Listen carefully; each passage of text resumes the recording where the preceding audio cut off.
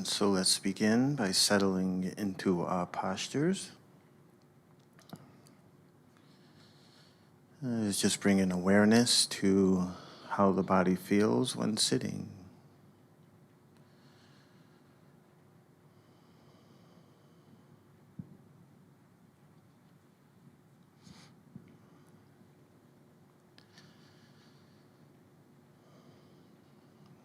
Before we begin, we can make a little determination to use our time wisely and make a sincere effort to do the best we can for today. May not do it perfectly, but we will make a sincere effort. And we've worked this time into our schedules, a very busy schedule, and lots of things happening in our lives, to just be able to sit and abide in a stillness, a deep, still, peaceful mind.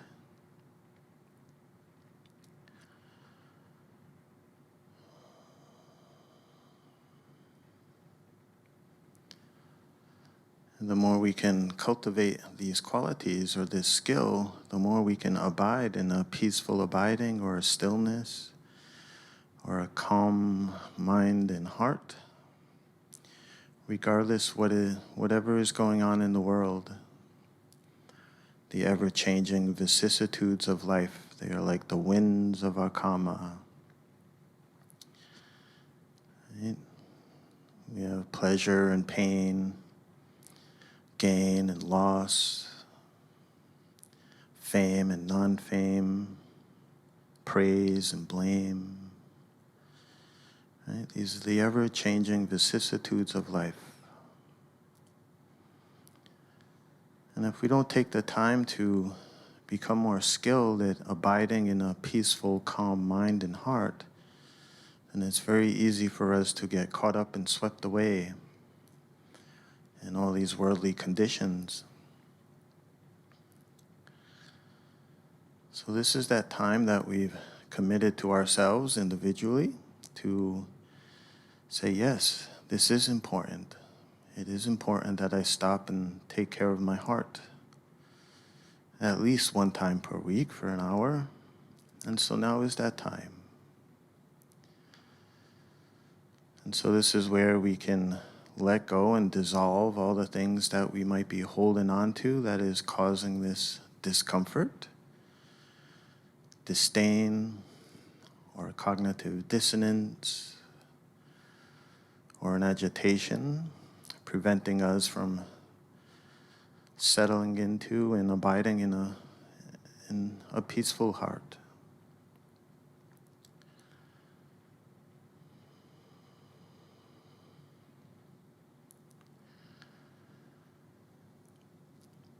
And so the main focus as we begin to sit, our main mental posture is to calm the mind and relax the body.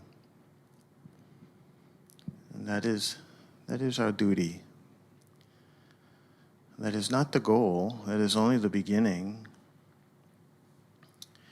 But this is what we want to work towards. This is the experience we are looking to have. And so this is why we use the breath and our whole body awareness to do so, because the breath is very, by its nature, it's very calming, it's very soothing, and it's very peaceful.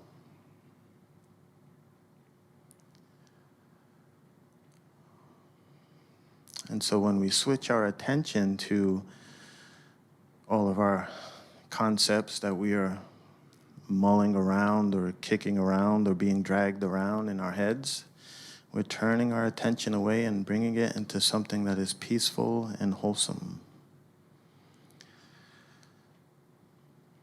And so as we go along and we see, the mind gets caught up with our distractions and we start proliferating over something we are carrying in the heart, we just a gentle reminder A smiling recognition. There you go, wandering mind. Now is not the time to think about 20 years ago or what may happen in 2 years from now. Now is the time to just sit and calm the mind and relax the body. And so we begin with just checking in with our posture, making sure our head and spine is in a line. Relax the shoulders and just settle into a nice, comfortable posture that can support our meditation this afternoon.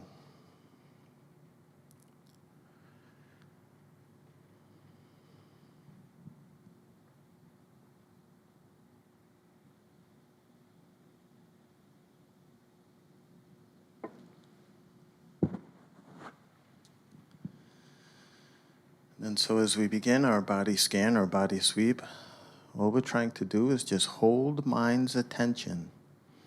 We're just trying to steady and stabilize the mind in a simple way on whatever body part we're working with, and just simply notice what is noticeable. As you move mind's attention along, what do I see? Maybe I see some sensation on the skin, maybe a little sensation in the bone. And we just notice whatever is there, and then we make the conscious effort to relax.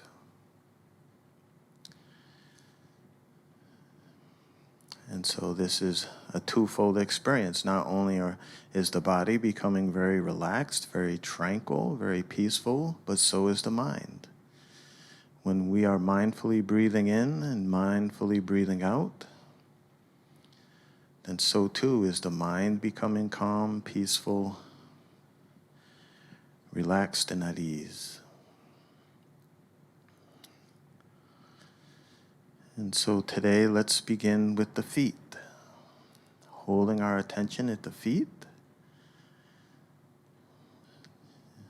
Just attending to that felt sense. And we relax and soften our feet.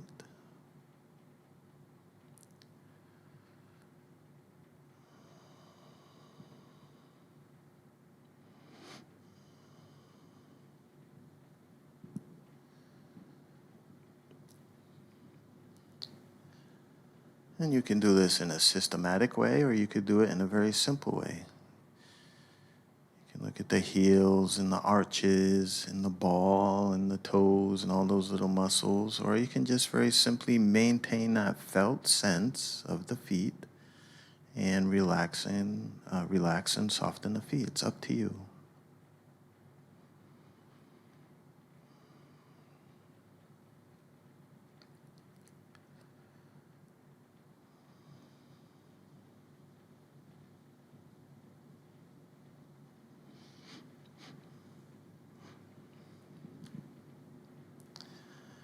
And let's move our attention to the lower legs, from the ankles to the knees. Calming, relaxing, softening lower legs.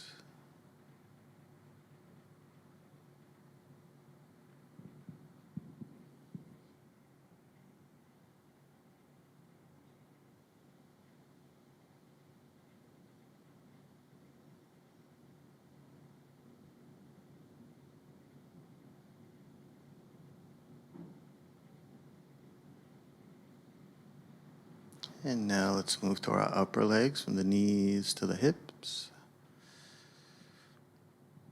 And relaxing, softening those large muscles, big tendons.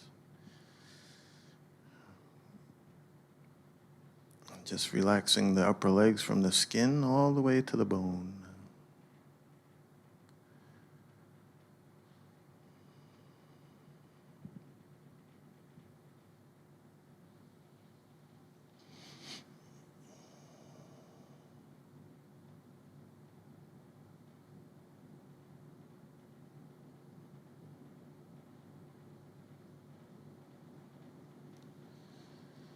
And now to our hips and thighs, relaxing, softening hips and thighs.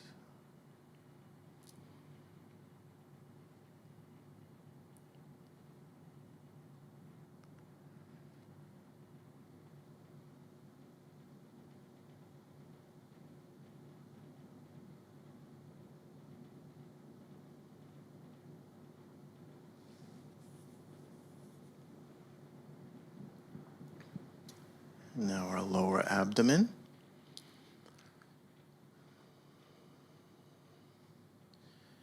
Utilizing each and every breath, relaxing and calming the body, lower abdomen when breathing in and when breathing out.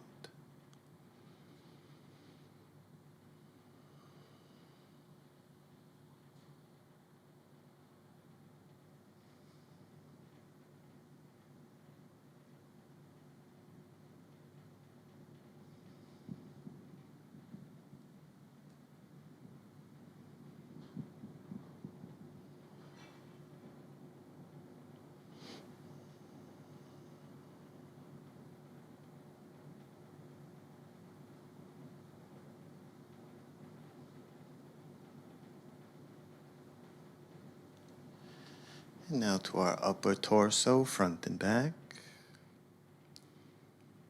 And that is our chest, our lungs, upper chest, upper back, middle of the back, those muscles along our spine.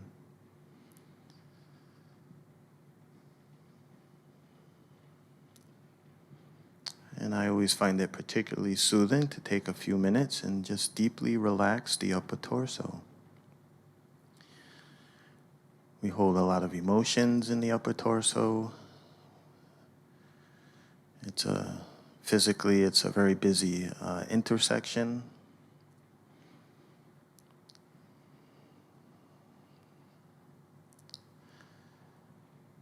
And so let's relax and soften upper torso.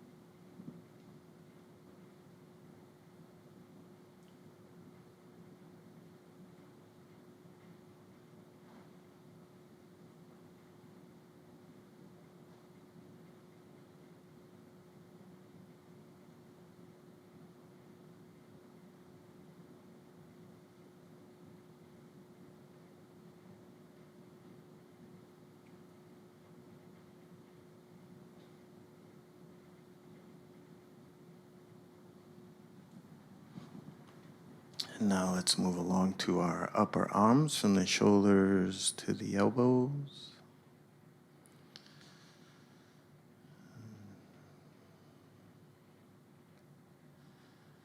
And just simply resting mind's attention at the upper arms, maintaining that felt sense. It's not something we have to think about. It's just holding mind's attention at the upper arms. And we make the conscious effort to relax and soften.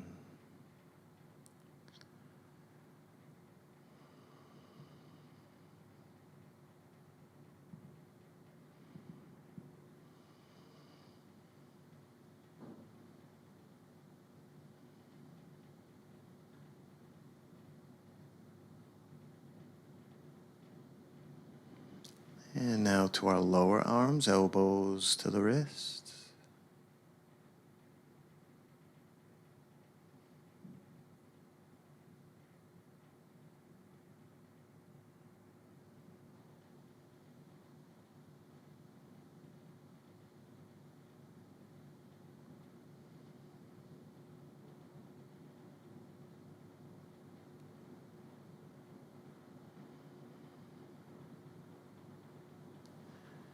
And now to our hands, relaxing, softening our hands.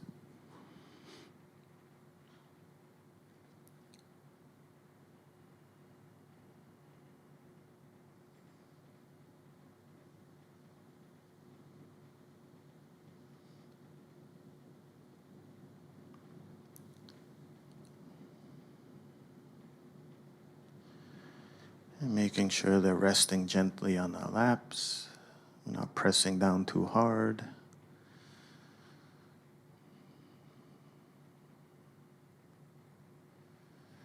And making sure they're very relaxed and open.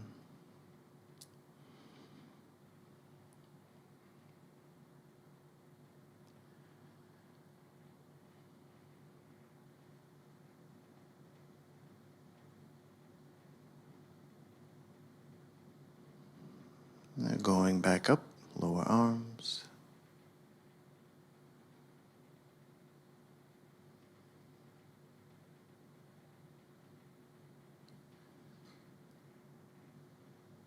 And the upper arms.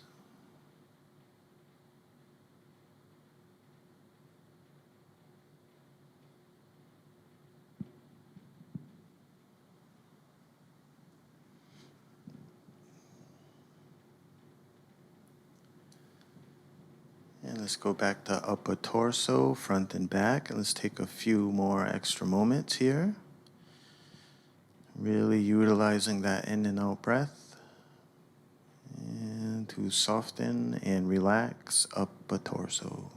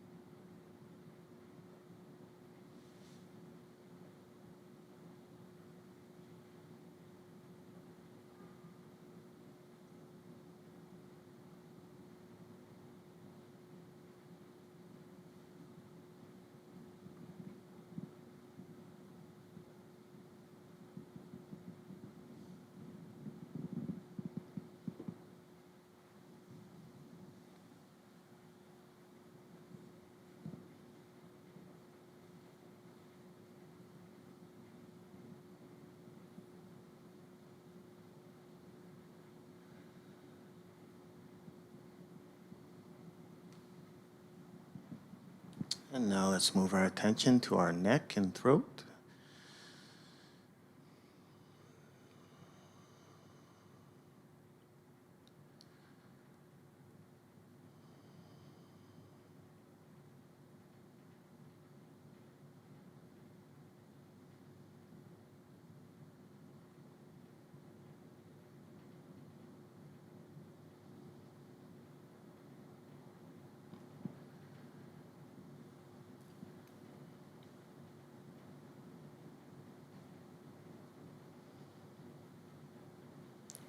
And now to our face and head. And again, it's up to you how you'd like to do this part of the scan. You can just maintain an awareness of the whole head and relax and soften. Or you can be a little more systematic and go through the jaw and lips and nose and cheek muscles and soften and relax the eyes and the temples.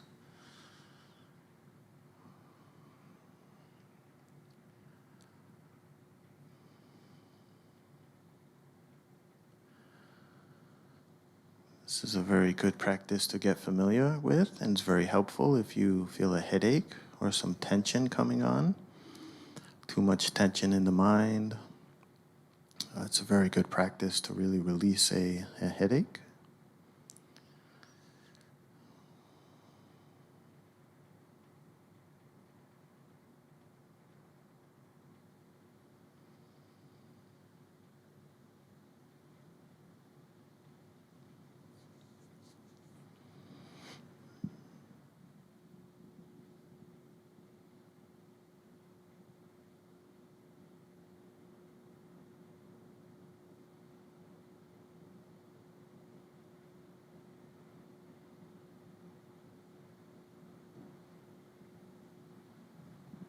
And it's a good time to brighten the eyes with a smile and put a soft, gentle smile on our face. not in an artificial way, but in a deep, sincere way. And this changes the energy of the mind. It supports our meditation. It brightens the mind with joy.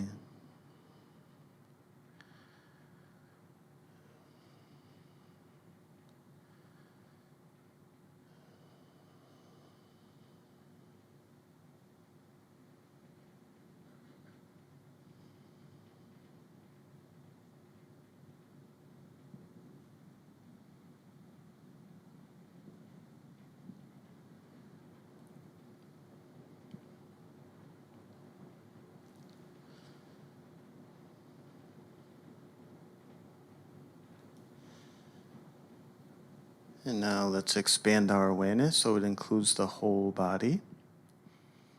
And so now we are switching our focus a little bit from a body sweep or a body scan to mindfulness or breathing.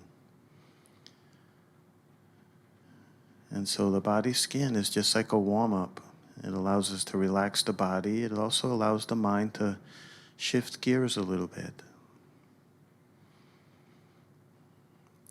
When we are systematically moving through the body and relaxing these body parts, where are we not? Or less likely to be? Caught up in headquarters, proliferating over something we've seen or heard or whatever it might be. And so it's calming both the body and the mind. So now we're going to deepen this practice. And we begin by maintaining that whole body awareness, just that felt sense from the very top of our head right down to the feet.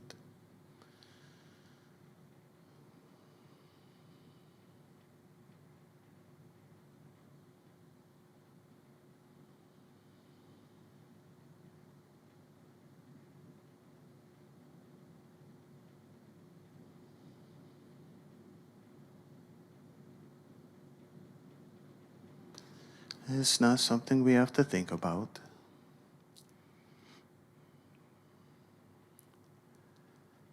It's a clear, simple knowing and seeing what we are paying attention to. And right now we are paying attention to the felt sense of the body as we sit.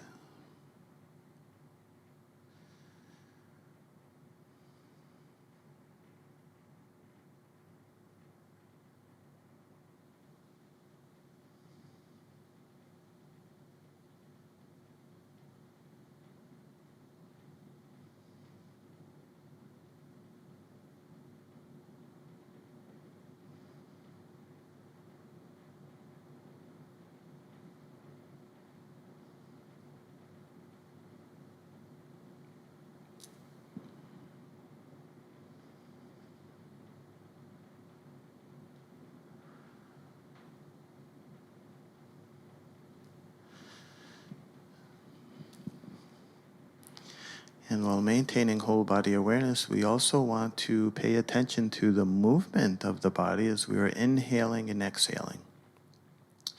Noticing the rise of the inhalation and the cessation of the exhalation. Not focusing too narrowly just at the tips of the nose or the belly button, but wherever it is most experienced in your whole body awareness. The movement of the entire body as we breathe in and as we breathe out.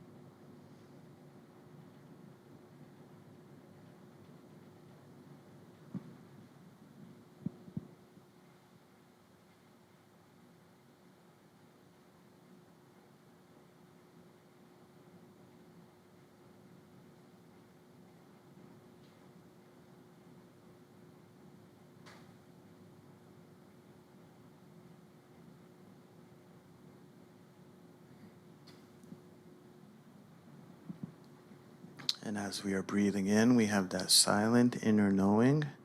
We know to oneself, this is the in-breath. And we know when breathing out, that silent inner knowing, this is the out-breath.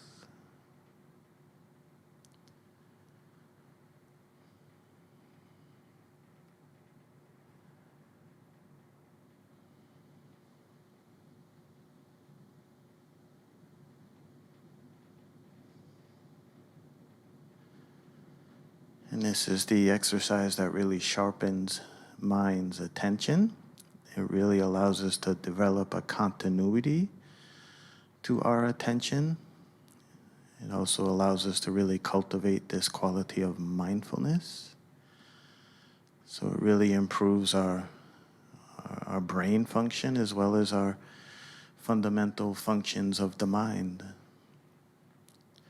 So don't underestimate it.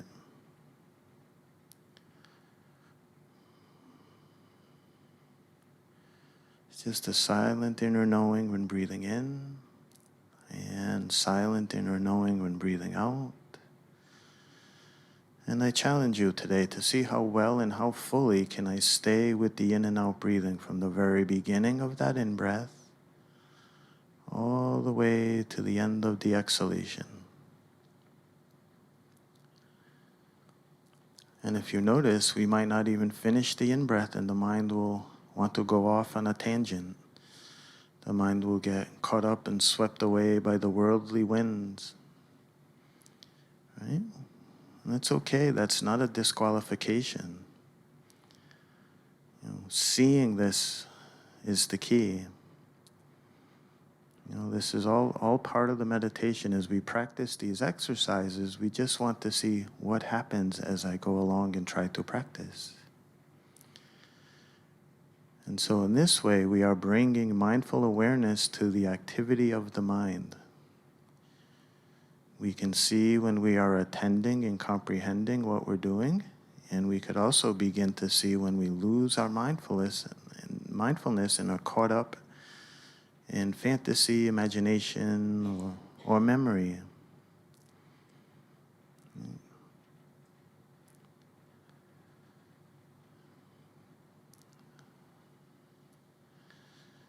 And lastly, but not least, often forgotten about, is that conscious effort to relax with each and every breath.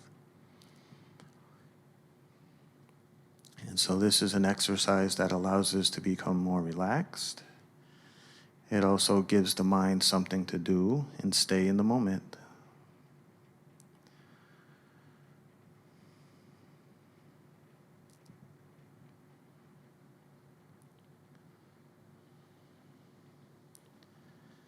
And so if you find the mind is a little restless, a little distracted by many things, you can just go back and strengthen each one of these exercises one by one.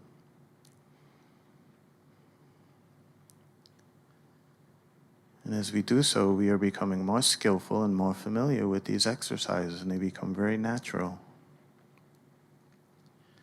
And they become more constant.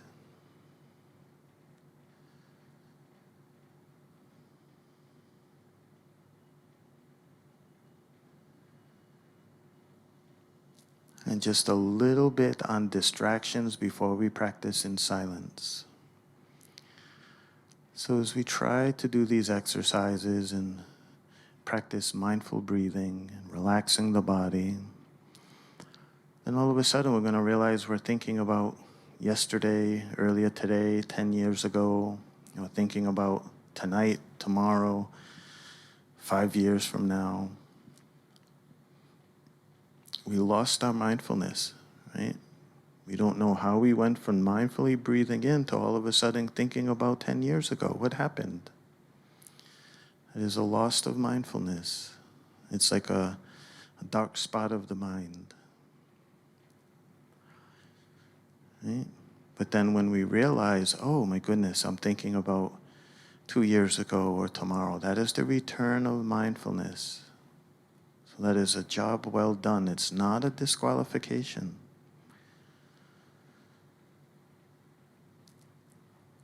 And so if appropriate to you, I'd like to really take a few moments and encourage you to try to really become aware of this space between realizing our distractions today and coming back to the breath. A few simple techniques I would really like to recommend and inspire you to incorporate into your mindfulness meditation. The first one is we realize the mind is distracted, right? Past the future. Then we release that distraction. How do we do that? What does that mean? It means we make the conscious effort to turn our attention away from that distraction. Because at this point in time, it is a distraction. Not that thinking about maybe our families or what's going on in the world and our society is not worthy of our attention, not by any means. But right now we are trying to relax the body and calm the mind. So right now at this moment, it is a distraction. So we release and we let go of that distraction. Well, what does that mean? It means we make the conscious effort to turn our attention away. Right? Well, where do we put it? We come back to a whole body awareness.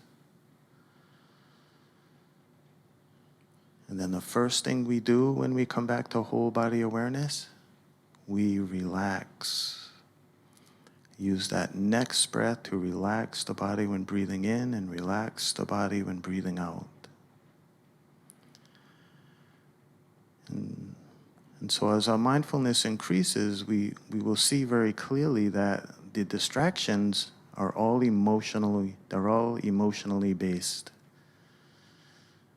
Right? So that means there has been an emotion that has arisen in the mind. There's an emotional arousal when we go to the past and when we go to the future. And all the content of the mind expresses itself through feeling tones in the body. So when we come back to whole body awareness, we relax the whole body. And this is softening the very old and deeply ingrained emotional patterns that we have between the mind and the body. So this is very important. Realize mind is distracted. Release that distraction by turning our attention away, the conscious effort. We come back to the whole body. We relax. And then lastly, but very important, we re-smile. And this brings an energetic quality to the mind. This is cultivating a what we call a awakening factor called joy. And we smile, and we can smile at the job well done. I'm not getting caught up and swept away in emotions and proliferating over things. And come back and say, yeah, I'm taking care of my heart. That is worth smiling about. That means we are successful in our meditation practice today. And so this changes the emotional quality of the mind. It keeps the mind energetic. It keeps the mind bright. And it supports us for our meditation.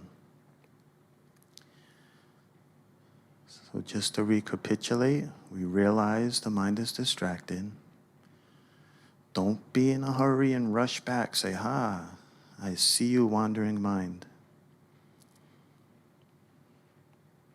Release that distraction by turning mind's attention away. Return to the whole body awareness. Relax the whole body with your next breath, and then re-smile.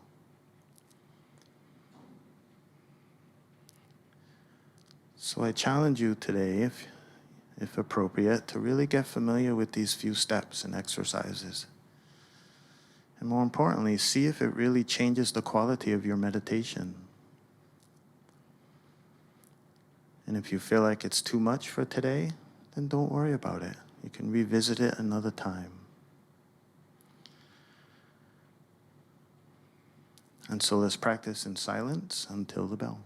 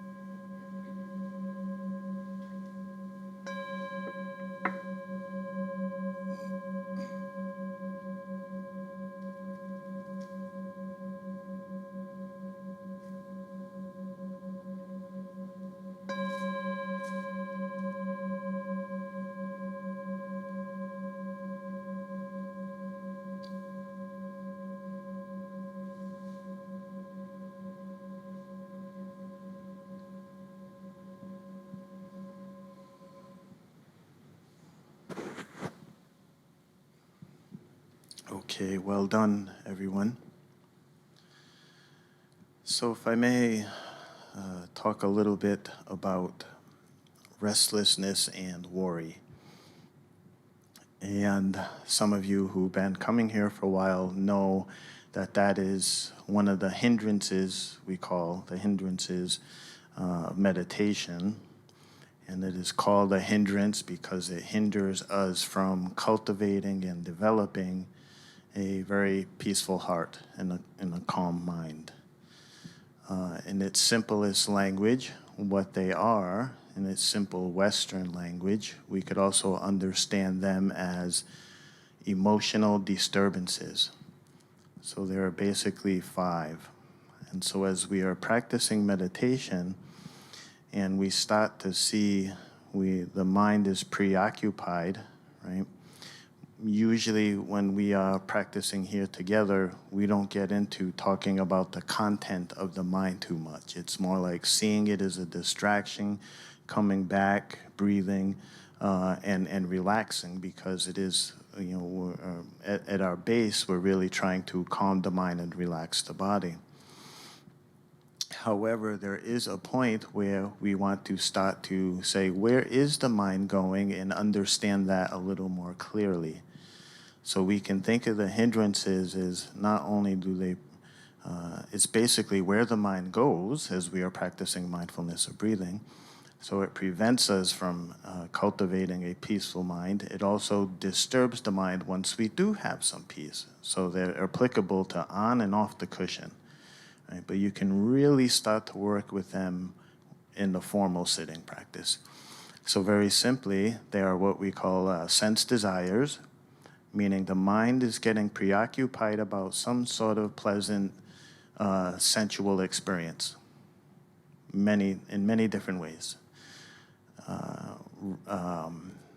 Aversion, and so this is the mind not wanting or being aversive or not liking something. It's the not liking mind, or the I don't want mind.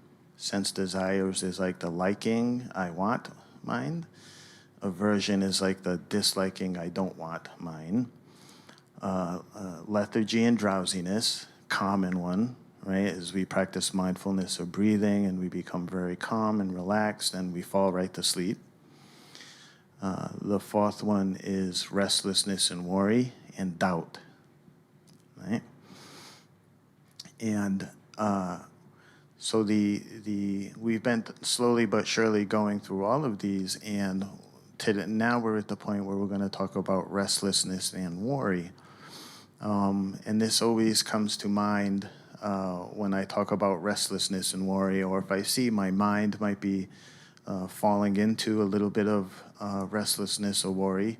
I always think of our good friend Mark Twain, and I might be paraphrasing a little bit, but I believe he says, "My life is filled with tragedies that never happen." Right? He's a very wise man, right? And also, a little reflection I like to do is, if you can just call to mind something maybe without sending the mind off in too much of a worrying state. Now that we've just become hopefully a little calm and peaceful, we don't want to stir up the mind too much. But if you can just, in a skillful way, call to mind something that you may have been worrying about maybe today or this last week or something that's really starting to be heavy in the heart, right? So it's very simple. We do a simple reflection. I ask you to ask yourself, is there something you can do about it? Right? If you say yes, then why worry? Right? And if you say no, why worry? So next time you find you're in a state of worry, just reflect on that a little bit.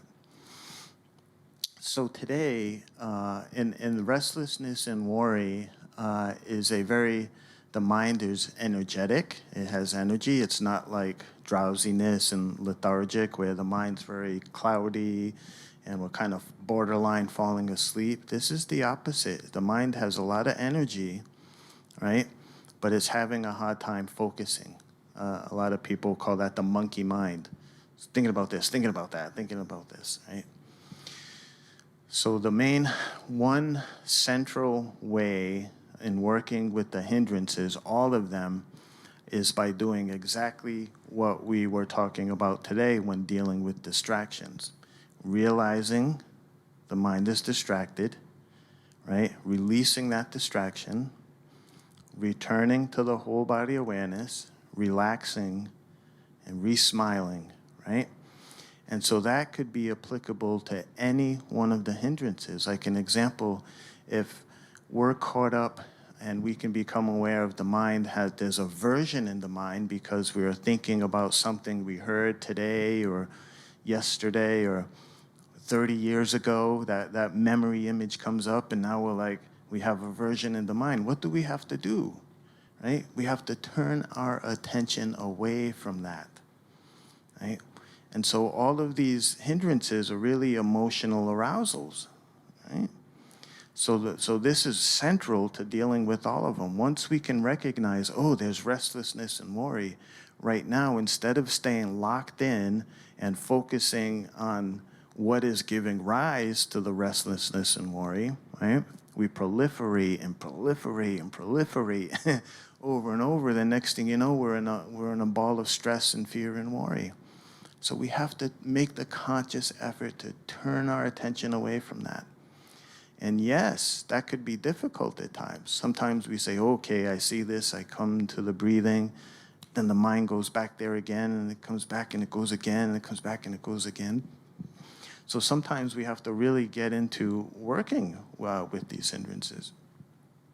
So that is absolutely central. So any time that you find yourself, you have fear and worry in the mind, after thinking about our good friend Mark Twain, after asking yourself, can you do something about it?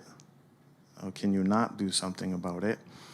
And then you see the mind is still there, because the mind is very sticky. It gets very stuck with these things. Then we could start to say, okay, let me keep making that effort through that conscious awareness, come back to the body and relax, come back to the body and relax. So as time goes on, the more we can get familiar with this practice, we start to really see that space between all of our thoughts and all of the emotional arousal, right? And we could start to rest there. A quality of mindfulness, it's like a mirror-like quality. It shows us exactly what is there. So as things are coming up into the mind, we are aware of them right away. So we don't latch on, we don't get caught up and then swept away by all these different emotional arousals. So we're able to abide much more peacefully and to stay much more serene. So the way that we could start to release and soften these old emotional patterns that we've had for decades, right? We're human beings, is through seeing this process directly, seeing it as it's happening. Like, how did I go from feeling very calm, very peaceful, to now being very angry? Like something had happened, right? Emotions don't come up all by themselves. They don't come out of the clear blue. They might seem like that because our mindfulness and insight isn't sharp and clear enough to really see what had just happened, right? There's a process to everything, right? And so as we're going and cultivating this quality of mindfulness, very naturally, we're going to start to see the activity of the mind more clearly. And we could say, oh, okay. So that's one way through insight, just by clearly seeing and as it's happening. Another way is through reflecting. We have to reflect on what is happening.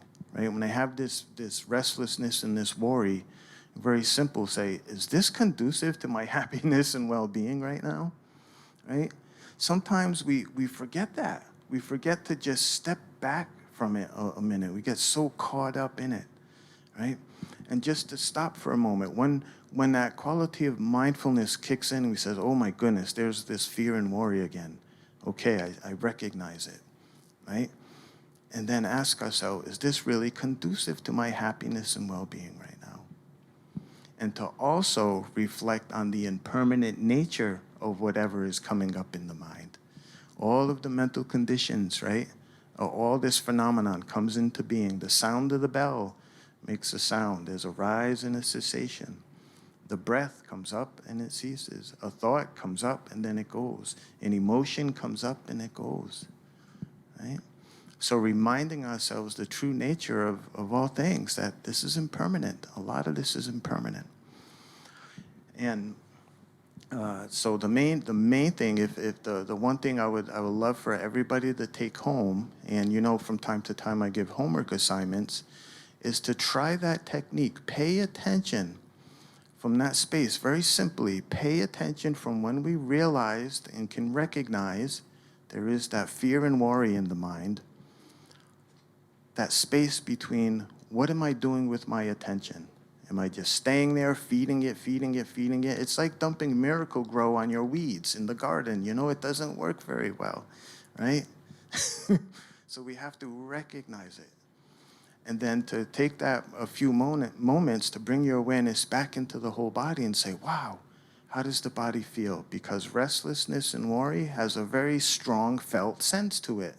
That's why it feels so tight and so tense, and stress comes up, right? Because it's all beginning in the mind. It's what we are focused on. What kind of concepts are we locking into, and how are we interpreting that? And all that is happening up in the mind. But it happens very fast, right? But we do have the power to recognize it and come back into the body and then relax. So if I would like to leave you with a homework for this week, if you have mindful awareness of something that comes up in the mind, try that technique.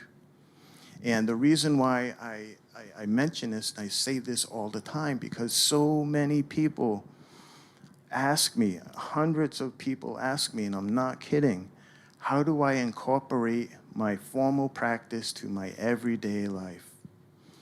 What do I do with fear and worry, right? What do I do with anger? What do I do over these emotional states? This is what we do, right? So you get more skilled. The more we can practice that, then we get more skilled at it. And that's the key, and that's the challenging part. So intellectually, it makes perfect sense, right? Oh, yeah. But to really apply it, right? But it takes practice. If you want to have a strong muscle or heart health, you have to run or go to the gym, right? If you want to have a good spiritual heart health, you have to exercise the things that makes it strong, right? So the more we get familiar with this, the more we can start to deepen our peace, deepen our serenity to a point where it's not so easily shaken by whatever's going on in the world, right? Whatever's going on. So I leave you with that for today. So thank you kindly for your time and attention. And if you wish, you can join me in the way we end in the usual way. Hopefully our minds are a little bit calmer. And so now we try to warm the heart. And we do that with the words of loving kindness. But more than the words, it's really cultivating and generating an open heart, a heart that is truly concerned with the happiness and well-being of others. So more than the words, it's a deep, sincere wish that all beings are happy. So if you like, repeat after me. May all beings be well. May all beings be happy. And may all beings be peaceful. Namaste. Thank you kindly, everyone. Keep up the good work. I'll see you next time.